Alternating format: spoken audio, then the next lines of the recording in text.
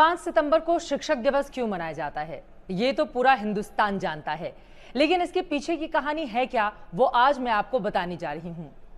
आज हम बात करने जा रहे हैं देश के पहले उपराष्ट्रपति और देश के दूसरे राष्ट्रपति डॉक्टर सर्वपल्ली राधाकृष्णन की। डॉक्टर राजेंद्र प्रसाद देश के पहले राष्ट्रपति जिनका कार्यकाल 1962 में समाप्त हो गया और उसके बाद देश के सर्वोच्च पद की कमान सौंपी गई डॉक्टर सर्वपल्ली राधाकृष्णन को।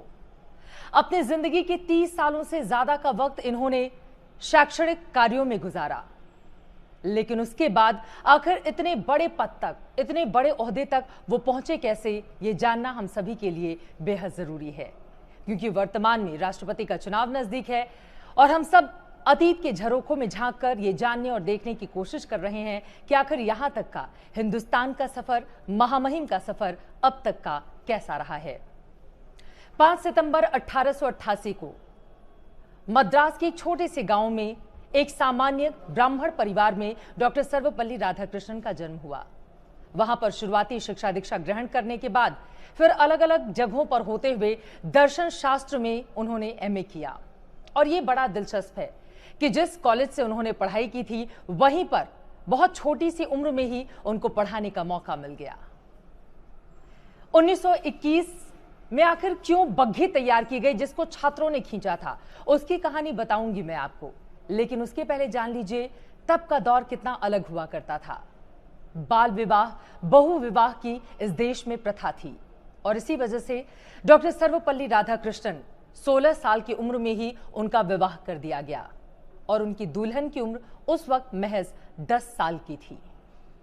इससे आगे बढ़ते हुए सर्वपल्ली राधाकृष्णन, जो शुरू से ही बेहद मेधावी थे, किताबों का उन्हें बड़ा शौक रहा करता था।